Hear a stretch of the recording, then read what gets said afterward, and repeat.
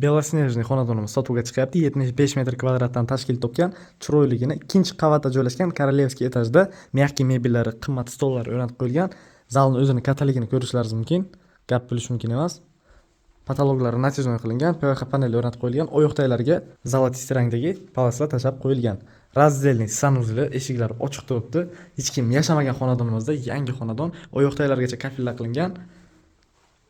Vanalarni ko'rishlaringiz mumkin. Akkuratligina elektron o'yinlar o'rnatilgan, dekorativ ishlovlarga alohida ahamiyat berasizlar. Asosiy kirish eshiklardan kirganimizda bizani chiroyligina, hashamatli koridor qismi kutib oladi. Eshiklari ham chiroyli qimmat eshiklardan o'rnatilgan. Oshxonasi uy bekalarimizga ayni ma'qul keladigan joyi mana shu yer. Xolodilnigidan boshlaymiz obzorni.